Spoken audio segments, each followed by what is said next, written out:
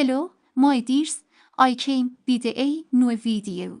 My husband sometimes takes the cattle to the plains. I said, enjoy it a bit. If you like it, please like and comment. Don't forget to subscribe. Thank you.